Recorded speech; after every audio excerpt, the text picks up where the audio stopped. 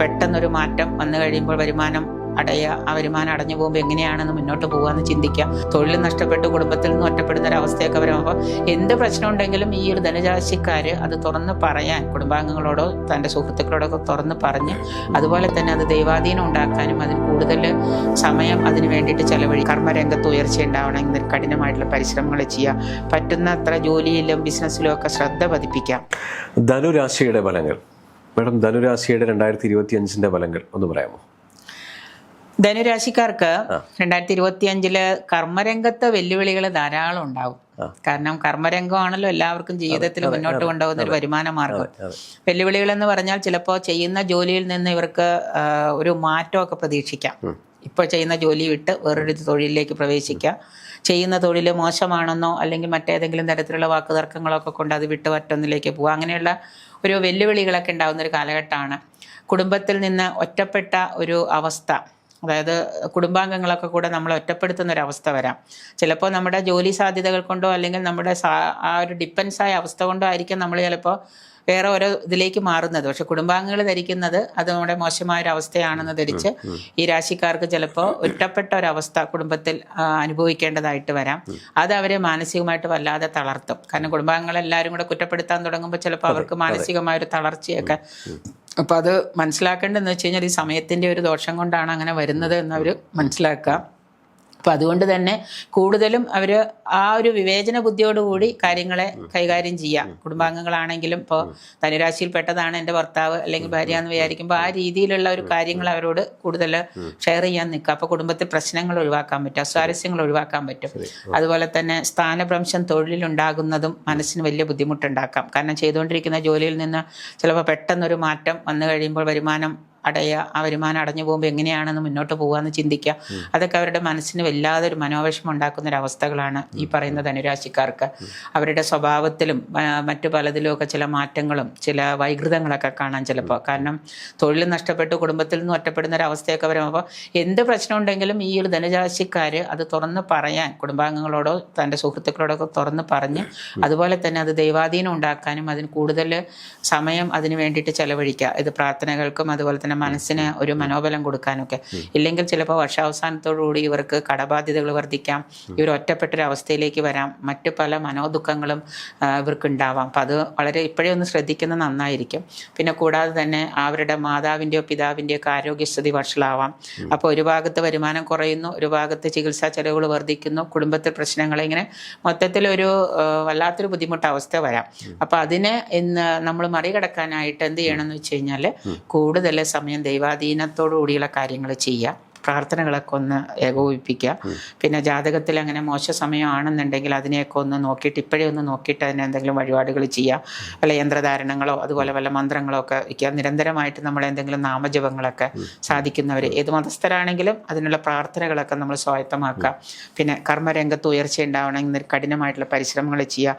പറ്റുന്നത്ര ജോലിയിലും ബിസിനസ്സിലും ഒക്കെ ശ്രദ്ധ പതിപ്പിക്കാം. ഒട്ടും ലീവ് എടുക്കാതെയും ഒട്ടും തന്നെ അതിൽ നിന്ന് മാറി നിൽക്കാതെ ഇപ്പം നമ്മൾ ചെയ്യേണ്ട ജോലി നമ്മൾ തന്നെ ചെയ്യുക, അന്യരെ ഏൽപ്പിക്കാതിരിക്കുക. അത് ധനുരാശിക്കാർ പ്രത്യേകം ശ്രദ്ധിക്കുക. നമ്മൾ ചെയ്യേണ്ട ജോലി നമ്മൾ തന്നെ ചെയ്യുക. 10 വയസ്സിന് താഴെയുള്ള കുട്ടികളുടെ ആ അടക്കും ചിട്ടയുമായിട്ടുള്ളൊരു ജീവിതത്തിലേക്ക് കൊണ്ടുവരിക. അല്ലെങ്കിൽ അവരുടെ ഇപ്പം മാതാപിതാക്കളുടെ ശ്രദ്ധ കുറയുന്നതുകൊണ്ട് 10 വയസ്സിന് താഴെയുള്ള കുട്ടികൾക്കൊക്കെ ദുരിതങ്ങൾ പെട്ടെന്ന് പിടിപെടാൻ സാധ്യതയുണ്ട്. അപ്പം അങ്ങനെയൊക്കെയുള്ള ചില ബുദ്ധിമുട്ടുകൾ ഉണ്ടാക്കുന്നൊരു വർഷമാണ് ഈ 2025. എങ്കിലും ഇവർക്ക് വർഷ അവസാനത്തോടു കൂടി ഇതിനൊക്കെ ഒരു അവസാനം വരാം. കാരണം ഈ പറയുന്ന ശുക്രൻ്റെയും വ്യാഴത്തിൻ്റെയും ഒക്കെ മാറ്റങ്ങൾ ഇവർക്ക് അത് വന്ന് ഇവരെ ആ ഗോചരം ബാധിച്ച് നല്ലതിലേക്ക് വരാൻ കുറച്ച് സമയമെടുക്കും. അപ്പോൾ 2025 ഒരു നവംബർ ഡിസംബറോട് കൂടി ഇവർക്ക് നല്ല കാര്യങ്ങളിലേക്കൊരു മാറ്റം വരും. തുടക്കത്തിൽ ഇവർ ഈ പറയുന്ന കാര്യങ്ങളൊക്കെ ഉണ്ടാവുന്നുണ്ടോ എന്ന് ശ്രദ്ധിക്കുക. അത്രയാണ് അവർക്ക് ചെയ്യാനുള്ളത്. ഈ രാശിക്കാരുടെ ദോഷങ്ങൾ മാറുന്നതിന് അല്ലെങ്കിൽ ദോഷങ്ങൾ കുറയുന്നതിന് എന്താ ചെയ്യേണ്ടത്? ഈ ധനുരാശിക്കാർക്ക് അവരുടെ ദോഷങ്ങൾ മാറാനായിട്ട് എള്ള് കറുത്തതുണ്ട് വെളുത്തതുണ്ട്. അപ്പോൾ കറുത്ത എള്ള് വാങ്ങിച്ചിട്ട് ക്ഷേത്രത്തിൽ പോകാൻ പറ്റാത്തൊരു വീട്ടിൽ തന്നെ എള്ളുതിരി കത്തിക്കുക.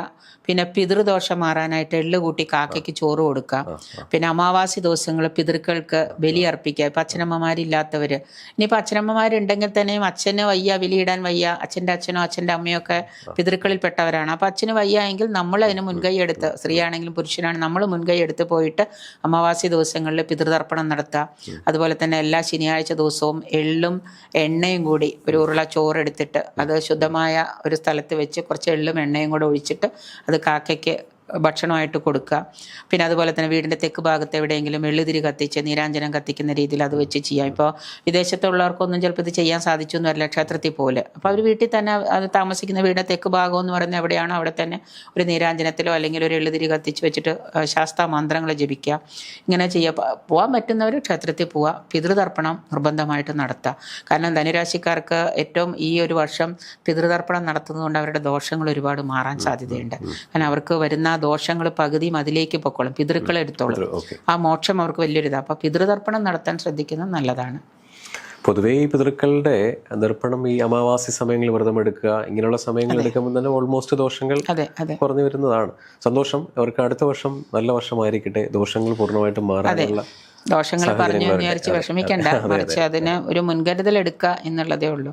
ഇപ്പൊ രോഗം വരുമെന്ന് അറിഞ്ഞാൽ നമ്മൾ തീർച്ചയായിട്ടും മുൻകരുതൽ എടുക്കും. അറിയാതെ വരുമ്പോഴാണ് നമുക്ക് അത് വല്ലാത്തൊരു ഷോക്കാവുക. അപ്പൊ അതുപോലെ നമുക്ക് സമയം മോശമാണെന്ന് കാണുമ്പോൾ നമ്മൾ അതിനൊന്ന് പരിശ്രമം ചെയ്ത് മുന്നോട്ട് കൊണ്ടുപോകാന്നുള്ളത് മാത്രമാണ് അടുത്ത വർഷം. നിരന്തരമായിട്ടുള്ള ഒരു യൂഷ്വൽ ലൈഫ്, നല്ല ഈശ്വരാധീനത്തോടു കൂടിയുള്ള ഒരു യൂഷ്വൽ ലൈഫ് സ്പിരിച്വാലിറ്റിയിലൂടെ പോകുന്നവർക്ക് അത്ര ദോഷങ്ങളൊന്നും ബാധിക്കാറില്ല. ചെറിയ രീതിയിലൊക്കെ എന്തെങ്കിലും തട്ടുകേടുകൾ വന്നത് അങ്ങനെ അങ്ങ് പൊക്കോളും. എന്തായാലും നല്ലത് മാത്രം വരട്ടെ. അടുത്ത രാശിയിലേക്ക് പോവാം. മകരം രാശി. മകരം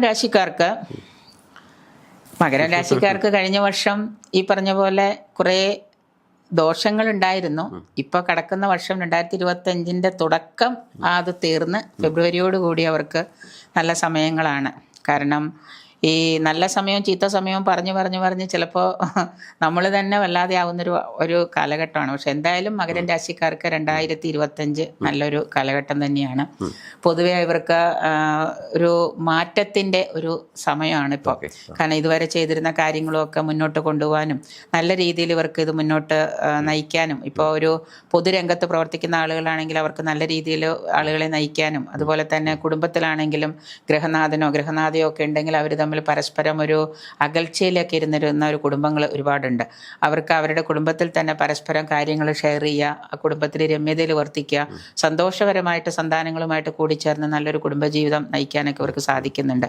സാമ്പത്തിക പ്രതിസന്ധികളൊക്കെ ഉണ്ടായിരുന്നവർക്ക് അതൊക്കെ മാറുന്നുണ്ട്. ഈ 2025 എന്ന് പറയുന്ന വർഷം ഈ മകരം രാശിക്കാർക്ക് മതപരമായിട്ടുള്ള കാര്യങ്ങളിലൊക്കെ പ്രവർത്തിക്കാനും മതപരമായിട്ടുള്ള കാര്യങ്ങളിലൊക്കെ ഏർപ്പെടാനും, ഇതുവരെ സ്പിരിച്വാലിറ്റിയോടുകൂടി ദൈവാധീനം ഉണ്ടാവുന്ന സ്പിരിച്വൽ കാര്യങ്ങളിലൊക്കെ താല്പര്യമില്ലാതിരുന്നവർക്ക് അതിലൊക്കെ താല്പര്യം വർദ്ധിക്കുന്നുണ്ട്. ദൈവിക കാര്യങ്ങളും ധർമ്മകാര്യങ്ങളിലൊക്കെ താല്പര്യം വർദ്ധിക്കുന്നുണ്ട് മകരം രാശിക്കാർക്ക്. പൊതുവേ ഈ ഒരു വർഷത്തിൻ്റെ മധ്യത്തോടു കൂടി ഇവർക്ക് ഉണ്ടായിരുന്ന ആ ബ്ലോക്കുകളൊക്കെ മാറി നല്ല ഒരു കാലം തെളിഞ്ഞു വരുന്നുണ്ട്. അനുഭവമായിട്ട് നല്ല കാര്യങ്ങളൊക്കെ ഇവരുടെ ജീവിതത്തിൽ തുടങ്ങുന്നുണ്ട്. ബിസിനസ് തുടങ്ങാനൊക്കെ ആഗ്രഹിച്ചിരുന്നവർക്ക്, ചെറുകിട ബിസിനസ്സോ വൻകിട ബിസിനസ്സോ ഒക്കെ തുടങ്ങാൻ ആഗ്രഹിച്ചവർക്ക് അതിനുള്ള സാമ്പത്തിക സാഹചര്യങ്ങളൊക്കെ വന്നു ചേരും. അപ്പോൾ അതുകൊണ്ട് തന്നെ തീർച്ചയായിട്ടും ഈ മകരം രാശിക്കാർക്ക് ഈ ഒരു വർഷം പുതിയ കാര്യങ്ങൾ ചെയ്യാനും ചെയ്തിരുന്ന കാര്യങ്ങൾ നല്ല രീതിയിൽ മുന്നോട്ട് കൊണ്ടുപോകാനും എല്ലാം കൊണ്ടും ഒരു നല്ല ഉണർവിൻ്റെ ഉന്മേഷത്തിൻ്റെയൊക്കെ വിനോദയാത്രകളൊക്കെ പോകാൻ കുടുംബമായിട്ട് ആഗ്രഹിച്ചിരുന്നവർക്ക് അത് സാധിക്കുന്നുണ്ട്. പുതിയ ബിസിനസ് തുടങ്ങുന്നതുകൊണ്ട് അതിൽ നിന്ന് വരുമാനം കിട്ടാം. പുതിയ കൂട്ടുപങ്കാളികളും ഒക്കെ ആയിട്ട് ബിസിനസ് ചെയ്യാനൊക്കെ സാധ്യമാകുന്നുണ്ട്. പ്രൊഫഷണൽ രംഗത്തൊക്കെ പ്രവർത്തിക്കുന്ന ഡോക്ടർമാർ, എഞ്ചിനീയർമാർ അങ്ങനെയുള്ളവർക്കുമൊക്കെ നല്ല തലങ്ങൾ കണ്ടെത്തി അതിലേക്ക് പ്രവേശിച്ച് കൂടുതൽ വരുമാനം ഉണ്ടാക്കാനൊക്കെ സാധിക്കുന്ന ഒരു വർഷമാണ് മകരം രാശിക്കാർക്ക്. ഈ മകരം രാശിക്കാരുടെ ദൈവാധീനം കൂടുന്നതിന് വേണ്ടി എന്തെങ്കിലും അഡീഷണൽ ആയിട്ട് എന്തെങ്കിലും പ്രിക്കോഷൻ എടുക്കേണ്ട ആവശ്യമുണ്ടോ? ദൈവാധീനം എന്ന് പറഞ്ഞാൽ മകരം രാശിക്കാർക്ക് ഈ വർഷം വാഹനോപയോഗം, യന്ത്രങ്ങൾ ഉപയോഗം അങ്ങനെയുള്ളതൊക്കെ ഒന്ന് ശ്രദ്ധിക്കുന്നത് നല്ലതാണ്. ദൂരദേശ യാത്രകളൊക്കെ ഒന്ന് ശ്രദ്ധിക്കുന്നത് നല്ലതാണ്. കാരണം നമ്മൾ വാഹനം എത്ര നല്ലതായിട്ട് ഓടിച്ചാലും നേരെ വരുന്ന എതിര് വണ്ടി ചിലപ്പോൾ നമുക്ക് ദോഷം ചെയ്യാം. അതുകൊണ്ട് അവർക്ക് അങ്ങനെയുള്ള ചില ദോഷങ്ങളും കൂടെ കൂടുതൽ വരുന്നുണ്ട്. അപ്പോൾ അതിന് വേണ്ടിയിട്ട് അവർ ചെയ്യേണ്ടതെന്ന് വെച്ച് കഴിഞ്ഞാൽ വ്യാഴാഴ്ച ദിവസം മഹാവിഷ്ണുവിനെ പറ്റുമെങ്കിൽ മഹാവിഷ്ണു ക്ഷേത്ര ദർശനം, മഹാവിഷ്ണു തുളസിമാല, പാൽപ്പായസം കഴിക്കാൻ പറ്റും. നിങ്ങളുടെ പക്കപ്പിറന്നാളിന് പാൽപ്പായസം ഭഗവാനെ നേദിക്കുന്നതായിട്ട് അത് ചെയ്യാം. പിന്നെ അതുപോലെ തന്നെ മഞ്ഞപ്പട്ട്, പട്ട് വാങ്ങിച്ചിട്ട് ഭഗവാന് സമർപ്പിക്കുക. തുളസിമാല വാങ്ങിയിട്ട് നിങ്ങൾ തന്നെ പോയിട്ട്, വേറെ ആരും ചെയ്തിട്ട് കാര്യമില്ല, നിങ്ങൾ തന്നെ പോയിട്ട് ഒരു തുളസിമാല വാങ്ങിച്ചിട്ട് ഭഗവാനെ നടക്കി വെച്ച് തൊഴുക. അതുപോലെ നിങ്ങളുടേതായിട്ടുള്ള ആ ഒരു പ്രാർത്ഥനകൾ എപ്പോഴും മഹാവിഷ്ണുവിൻ്റെ മുമ്പിൽ ചെന്നിട്ട് പ്രാർത്ഥിക്കുക എന്നുള്ളതാണ്. വിഷ്ണു സൂക്തങ്ങൾ, വിഷ്ണു സഹസ്രനാമങ്ങൾ അത് പ്രാർത്ഥിക്കുക. വ്യാഴാഴ്ച ദിവസം, ശുക്ലപക്ഷ വ്യാഴാഴ്ച ദിവസം നമ്മൾ വ്രതം എടുക്കുന്നതൊക്കെ നല്ലതാണ്. എല്ലാ വ്യാഴാഴ്ചയും സാധിച്ചില്ലെങ്കിൽ ശുക്ലപക്ഷ വ്യാഴാഴ്ച ദിവസം വ്രതം എടുക്കുന്നതൊക്കെ നല്ലതാണ്. അതുപോലെ മഹാലക്ഷ്മി സ്തോത്രങ്ങൾ വ്യാഴാഴ്ച ദിവസം, പൗർണമിയിലൊക്കെ മഹാലക്ഷ്മിയുടെ ജപം നടത്തുന്നതൊക്കെ നല്ലതാണ്. താമരപ്പൂ വാങ്ങിച്ചിട്ട് മഹാലക്ഷ്മി പൂജ ക്ഷേത്രത്തിൽ കൊടുത്ത് അത് ചെയ്യാം. അങ്ങനെയുള്ള കുറേയേറെ കാര്യങ്ങൾ ചെയ്യുന്നതുകൊണ്ട് നമുക്ക് ദോഷങ്ങൾ മാറിയിരിക്കും. ഇപ്പോൾ മഹാലക്ഷ്മി പൂജകളൊക്കെ ഞങ്ങൾ സ്ത്രീകളെ പഠിപ്പിച്ചു കൊടുക്കുന്നുണ്ട്, വീട്ടമ്മമാരായ സ്ത്രീകളെ ഞങ്ങൾ പഠിപ്പിച്ചു കൊടുക്കുന്നുണ്ട്. അപ്പോൾ അതിൽ ഞങ്ങൾ പ്രത്യേകം പറയുന്നുണ്ട്, പൗർണമി ദിവസം, വ്യാഴാഴ്ച ദിവസം, വെള്ളിയാഴ്ച ദിവസമൊക്കെ സൗകര്യം പോലെ മഹാലക്ഷ്മി പൂജ. അപ്പോൾ അത്രയും കൂടെ കുടുംബത്തിന് ഐശ്വര്യപ്രദമായിട്ടുള്ള കാര്യങ്ങൾ അവിടെ വരുന്നുണ്ട്. അപ്പോൾ അതൊക്കെ ഈ മകരൻ രാശിയിൽപ്പെട്ട സ്ത്രീകളാണെങ്കിലും അത് ശ്രദ്ധിച്ച് ചെയ്യുന്നതും പഠിക്കുന്നതും ഒക്കെ നല്ലതാണ്. വിഷ്ണു സഹസ്രനാമം പറ്റുമെങ്കിൽ പാരായണം ചെയ്യുക. വിഷ്ണു ക്ഷേത്രങ്ങൾ ദർശിക്കുക. അതാണ് ഗുരുവായൂർ അമ്പലം പോലെയുള്ളിടത്തൊക്കെ ഒന്ന് പോയി തൊഴുത് നമ്മൾ ചന്ദനം ചാർത്തോ അല്ലെങ്കിൽ അവിടുത്തെ ആടിയ എണ്ണ വാങ്ങി തേച്ച് കുളിക്കുക, ഇങ്ങനെയുള്ള കാര്യങ്ങളൊക്കെ ചെയ്യുന്നത് ഈ മകരൻ രാശിക്കാർക്ക് നല്ലതാണ്. എന്തായാലും ഈ പറയുന്ന വിഷ്ണു സഹസ്രനാമം വളരെ പവർഫുൾ ആയിട്ടുള്ള സഹസ്രനാമങ്ങളിലൊന്നാണ്.